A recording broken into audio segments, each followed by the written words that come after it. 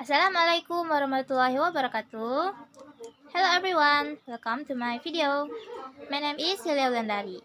Today, we are going to discuss about design English teaching material for speaking skill based on the KD start in K13. Okay, now let's move to the material. Okay, do you know what are speaking skills? Speaking skills are defined as the skill which allow us to communicate effectively. They give us the ability to convey information verbally and in a way that the listener can understand. Children will learn English speaking skill as well as speaking skills in other words in primary and secondary schools. Learning how to develop English speaking skill is so important for students. It's one of the most important part of language learning as speaking is how to tend to communicate in everyday life.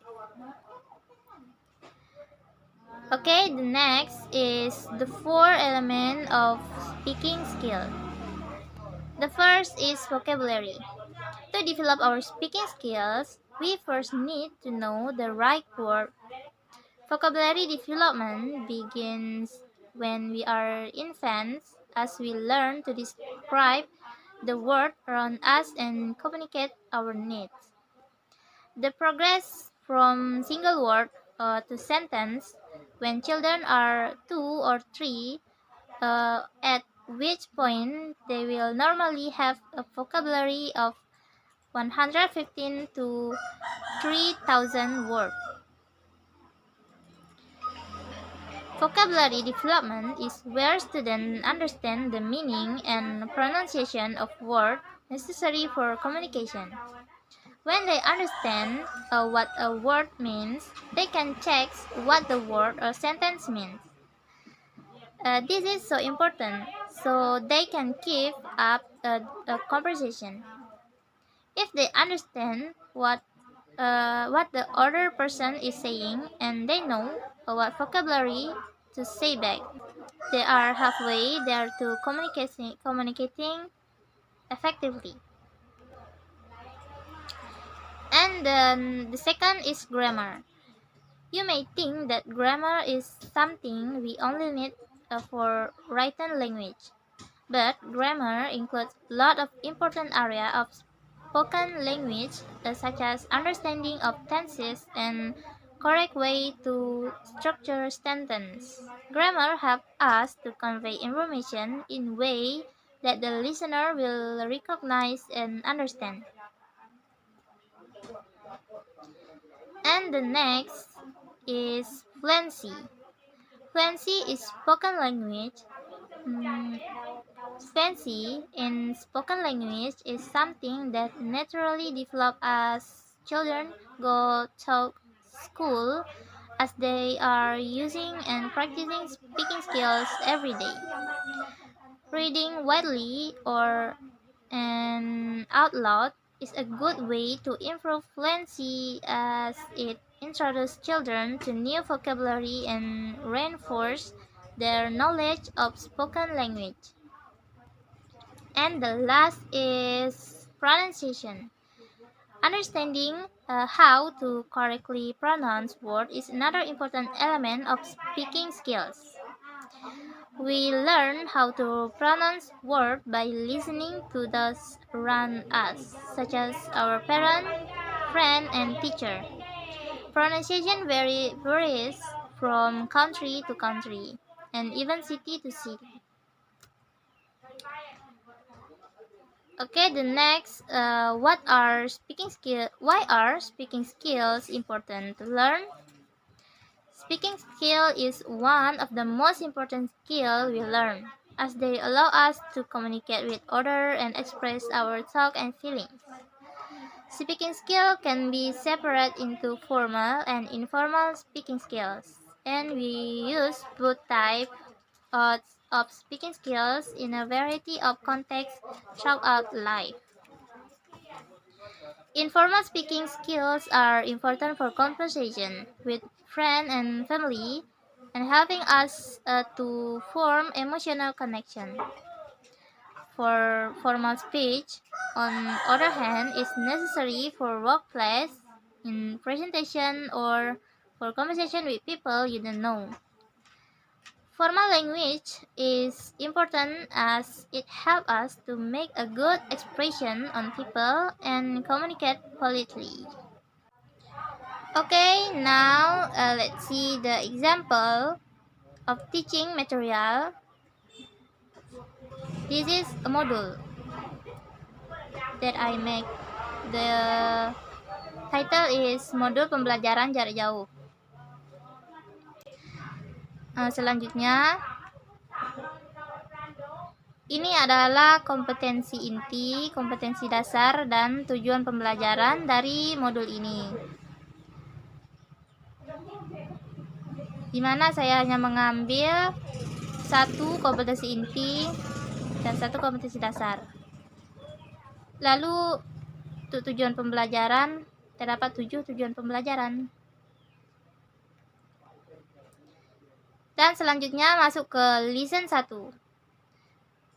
Di sini dijelaskan, at the end of the lesson, you will able to identify the social function, generic structure, and language feature of written and spoken instructional and transactional text related to personal identity.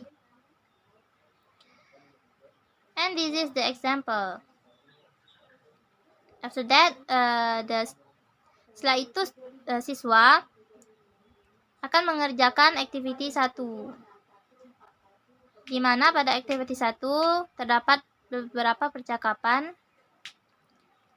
Kemudian siswa diminta untuk menulis kembali percakapan yang ada di atas. Lalu untuk activity 2, di sini terdapat ungkapan-ungkapan pada activity, yaitu pada percakapan activity pertama. Siswa diminta untuk menghubungkan makna dari setiap percakapan ini dengan bahasa Indonesia atau terjemahan dari percakapan tersebut. Kemudian pada activity 3, itu berdasarkan pada percakapan di activity 1, siswa diminta untuk menjawab 6 pertanyaan di bawah. Dan kemudian untuk activity 4, itu terdapat percakapan pada activity 1 tadi, di mana siswa diminta untuk membacakan, untuk mengikuti guru. Guru akan membacakan terlebih dahulu percakapan tersebut, kemudian siswa mengikutinya dengan baik dan benar. Selanjutnya pada activity 5, itu siswa diminta untuk berlatih membacakan percakapan tadi, di mana siswa harus memilih satu temannya, kemudian membacakan percakapan tadi bersama dengan temannya dengan baik dan percaya diri. Selanjutnya pada activity 6,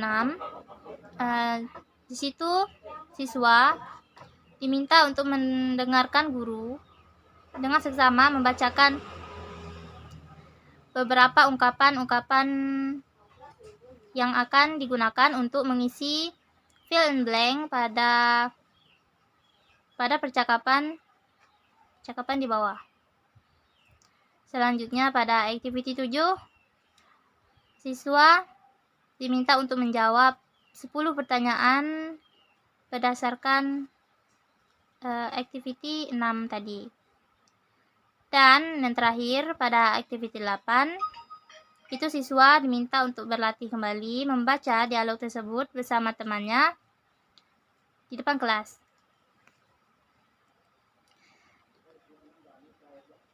Lalu selanjutnya di akhir pembelajaran siswa diminta untuk menjawab 4 pertanyaan mengenai personal identity. Kemudian selanjutnya siswa diminta untuk menjawab mengenai apa yang mereka rasakan selama mempelajari materi pembelajaran pada lesson ini. Lalu, selanjutnya terdapat self-assessment yang akan diisi oleh siswa.